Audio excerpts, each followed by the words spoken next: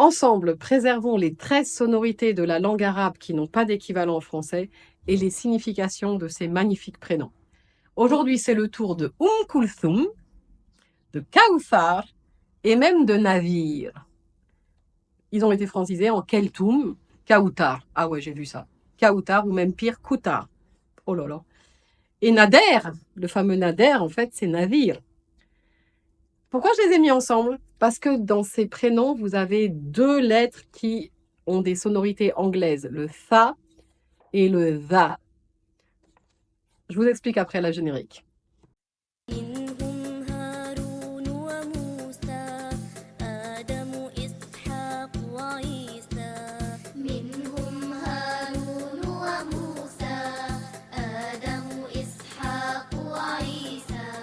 وحبيبي أبو الزهراء وحبيبي أبو الزهراء.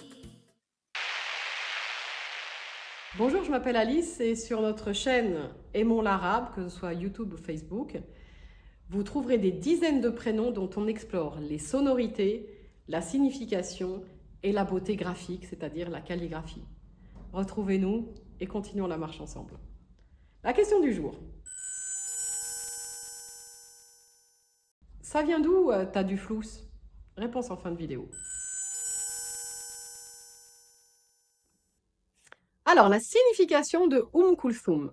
Ça veut dire mère, mais je n'ai pas trouvé que le prénom Kulthum existe tout seul. C'est vraiment Kulthum. Donc, Kaltum, Kultum en turc, mais ce prénom est donné comme ça. Il a été beaucoup donné par les hommes de ma génération quand ils avaient une petite fille à cause de la fameuse chanteuse égyptienne. Quant à Kawthar, il est cité dans le Coran, c'est le nom d'un fleuve du paradis. Et donc, c'est aussi un magnifique prénom pour vos petites filles. Maintenant, on aborde la phonologie. Comment on va prononcer ces lettres-là? J'ai intitulé cette vidéo « Les sonorités anglaises ». Pourquoi? Parce que le tha de Kawthar et Kalthum, c'est le TH en anglais de three. Pardon, j'ai roulé le R. Three. On sort, là vous avez un dessin, on sort le bout de la langue au niveau des incisives. Tha, Kawthar. Et c'est pour ça que c'est pas Kawter. Ensuite, pour le tha, eh ben, figurez-vous, c'est aussi un TH anglais. Par exemple, dans that, il nécessite aussi de sortir la langue légèrement entre les incisives, mais c'est pas le même son que tha. Tha, tha. Deux sons différents, deux sonorités proches et très délicates qui viennent contrebalancer les lettres fortes qu'il y a en arabe que vous retrouvez dans les vidéos autour de la trentaine. Le da, le ta, le va, le ka, c'est des lettres fortes. Là, c'est des sonorités beaucoup plus douces. C'est pour ça que je pense que c'est faux de dire que l'arabe est une langue gutturale, comme on pourrait qualifier l'allemand, quelque chose qui est un peu lourd au niveau des oreilles. Pas du tout. L'arabe est très, très beau sonoriquement, bref, au niveau de ses sons. On va passer à l'écriture maintenant. Alors, comment s'écrivent nos deux sonorités anglaises? Vous avez les deux lettres là, calligraphiées par Lina, le tha et le va. That. Val. Le tha et le val. Alors, pour le tha, vous vous souvenez, c'est celle qu'on a dans three in English. Et là, c'est une bouche avec la langue qui sort légèrement. C'est pas très joli, mais bon. Et le va, pour vous rappeler, c'est celle qui chatouille. Donc, elles ne se ressemblent pas du tout. Alors, même si à l'oreille, elles sont proches et je les ai mis dans la même vidéo. Nos prénoms, Kawthar. Eh bien là, vous commencez à être fort. Vous reconnaissez cette lettre qui fait que, cette lettre qui fait ou. On l'a vu. Khaoula. Donc, Kaou, c'est comme Khaou. La même chose, avec la même logique. Notre lettre Tha, quand elle s'accroche, elle perd cette partie-là. Elle s'accroche à gauche. Et le Ra, vous pouvez aller voir les vidéos 9 à 12 pour découvrir cette lettre-là. Donc ça, c'est le fameux TH anglais. Je ne veux rien écrire parce que parce que c'est pas une lettre qui existe en français. Et ça, c'est le R dit rouler. Ce qui nous fait calme. Il faut que je mette un A sur le CAF. K. Kaou. Je m'arrête. Kaou. Fa. Un A sur la lettre Fa. Et voici le prénom Kaoufa.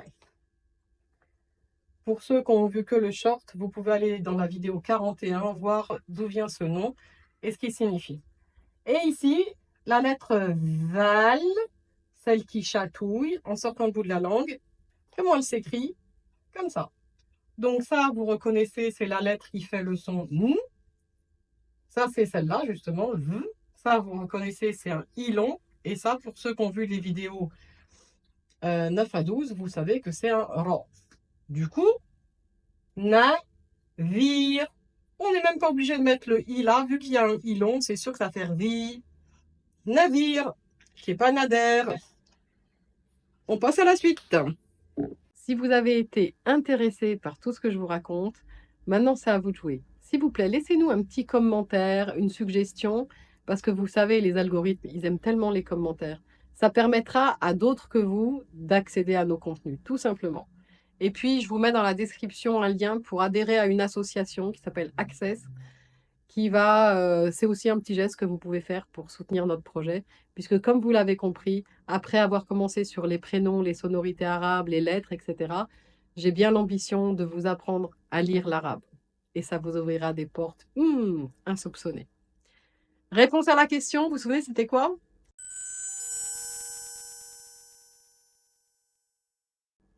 Ça veut dire quoi, j'ai pas de flous? Bon, il paraît que c'est un peu has-been, hein, mais je pense que certains d'entre vous connaissent. Aflassa en arabe, ça veut dire faire faillite. Un mouflis, c'est quelqu'un qui a raté.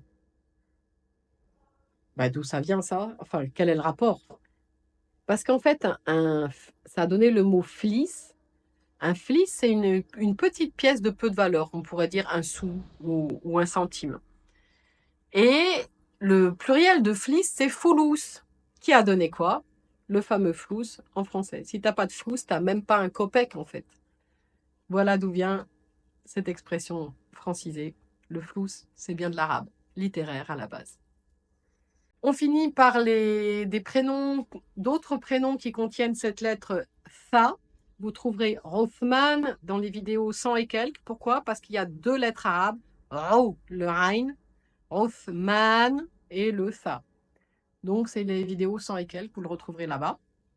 Et puis, un dernier petit truc, ne pas confondre Nazir, qu'on a expliqué, avertisseur, avec Nadir. Nadir en arabe, ça veut dire rare. Nadira, c'est quelque chose de rare. Voilà, vous saurez tout sur ces magnifiques prénoms arabes qui ont des sonorités anglaises. Et oui, qui l'eût cru. À bientôt dans une prochaine vidéo.